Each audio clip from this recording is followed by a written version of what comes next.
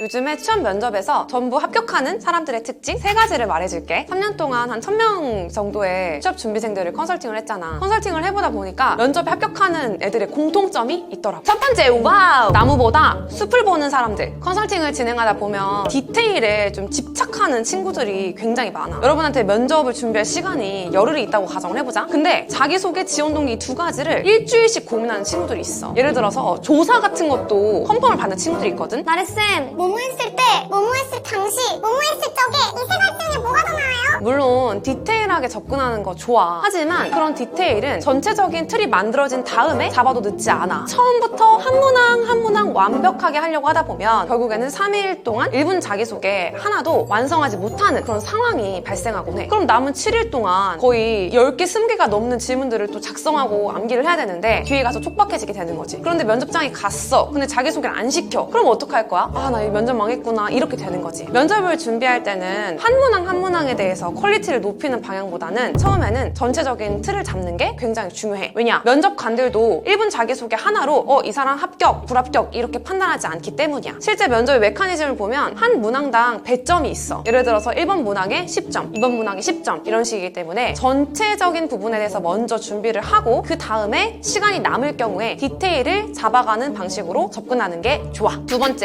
헤이! 바로 목소리의 톤과 리듬감이야. 안녕하십니까, 이나래입니다. 어때 보여? 신뢰가는 이미지보다는 어리숙한 이미지가 굉장히 강하지 않아? 내가 컨설팅하면서 사람들한테 제일 많이 바꾸고 효과를 봤던 것 중에 하나가 바로 이 목소리적인 부분이야. 목소리는 사람의 이미지를 결정할 정도로 굉장히 중요한 요소야. 그런 만큼 내 목소리가 객관적으로 지금 어떤지, 발음이 객관적으로 어떤지에 대해서 확인을 반드시 했으면 좋겠어. 컨설팅을 하다 보면 내용이 너무 좋은 친구들이 있거든? 인상도 너무 좋아. 근데 그 친구들이 갑자기 막 기계처럼 얘기할 때가 있어. 자기도 모르게 암기한 걸 얘기하다 보니까 기계처럼 나오고 암기한 티가 막 팍팍 나버리는 그런 경우가 생기는 거야. 저의 성격의 장점은 긍정적인 마인드를 가지고 있는 것입니다. 이렇게 말하는 친구들이 생각보다 굉장히 많아. 근데 이런 친구들의 특징이 뭐냐면 말하는 연습을 잘 안 하는 친구들이 많아. 스크립트만 잘잘잘 보고 중얼중얼 하다가 면접장에서 말하려고 하니까 나도 모르게 읽는 듯한 느낌이 나오게 되는 거야. 그래서 반드시 연습을 할 때에는 녹음을 해보거나 다른 사람 앞에서 말을 해보고 이게 자연스러운지에 대해서 체크를 반드시 했으면 좋겠어. 표현력 또한 굉장히 중요해. 예를 들어서 내가 성격의 장점은 긍정적이다? 이런 말을 하고 싶다고 가정을 해볼게. 그러면 장점이라는 말에 포인트를 줘야 되고 긍정적인 마인드에 포인트를 줘야 되는 거야. 저의 성격의 장점은 긍정적인 마인드를 가지고 있는 것입니다. 이런 식으로 좀 밀당을 하는 것도 필요하다는 거지. 저의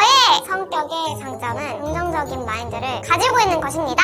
방금은 성격의 장점과 긍정적인 마인드를 강조하지 않았어. 반대로 저는과 가지고 있습니다 라는 부분에 강세가 들어가다 보니까 이 메시지가 어떤 거를 말하고자 하는지를 알기가 어려운 거야. 반드시 면접 연습을 할 때는 말하는 연습을 해보고 내가 적절하게 표현하고 있는지 또 자연스럽게 말하고 있는지에 대해서 체크를 받았으면 좋겠어. 내가 녹음한 걸 들어봐도 괜찮고 주변 사람들한테 피드백을 받아보는 것도 괜찮아. 혼자 체크하는 게 너무 막막하고 느낌을 잘 모르겠다면 나한테 문의를 해보는 것도 좋은 방법이야. 3번째, 꽝! 적극적인 태도랑 실행력이야. 선생님, 저는 현직자 아는 분도 없고요. 기업 정보 찾아봤는데 정보 너무 많기도 하고 또 잘 모르겠는 게 많아가지고요. 이거 좀 아닌 것 같아요. 누구라고 아는 사람이 많겠어? 근데 적극적으로 하는 친구들은 어떻게든 현직자를 찾아내. 예를 들어서 페이스북이나 인스타그램 같은 데로 본인이 검색을 해가지고 DM을 보내서 도와달라고 하는 경우도 있고 아니면은 주변에 블라인드 가입돼 있는 사람들한테 요청을 해가지고 현직자랑 연락해가지고 메시지를 주고받는 경우도 있어. 또 어떤 경우에 진짜 못 찾겠다. 그 회사에 그냥 찾아가. SBS 합격했던 친구도 오목교를 한 번도 안 가본 친구래. 그래서 가고 싶은 회사인데 그 회사 왜 가보지도 않냐? 라고 해서 한 반나절 정도 가서 앉아 있었고 현직자의 인터뷰는 얻지 못했어. 하지만 면접 때 본인이 이 회사에 와서 여기 회사에 돌아다니는 사람들의 눈빛을 보고 그 사람들의 열정이 느껴지는 게 너무 좋았다 라고 이야기해서 굉장히 호평을 받은 케이스도 있어. 가만히 있는다고 해결되는 게 아무것도 없어. 거기 지금 소극적으로 난 못해 이렇게 생각하는 사람들, 다른 친구들은 지금 회사 찾아가고 어떻게든 현직자 만나려고 노력을 하고 있어. 현직자를 만나지 못하게 된다 할지라도 내가 시도해보는 자세가 결국에는 결국에는 나를 합격으로 이끌어주게 될 거야. 만약에 현 직장 나는 진짜 못 찾겠다라고 한다면 나한테 찾아와도 괜찮아. 국내 공기업이랑 대기업들 그 현직자들 한 100명 정도 풀이 있거든. 그래서 그 친구들하고 연결해줄 수 있으니까 해당 서비스를 이용해 보는 것도 하나의 방법이 될 수 있을 것 같아. 최근에 기사를 보니까 요즘에 자발적 백수가 39만이래. 그 얘기를 들으면서 굉장히 가슴 아프기도 하고 정말 여러분들이 힘들겠다라는 생각을 많이 했어. 한 번 할 때 제대로 해서 좋은 결과를 얻으면 더 좋지 않을까라는 생각이 들어. 지금 취업 준비 기간은 어렵겠지만 이 세 가지 중에 내가 못 해본 것들이 있다면 꼭 시도를 해서 다음번에는 합격하는 여러분들이 되길 바랄게. 합격하자!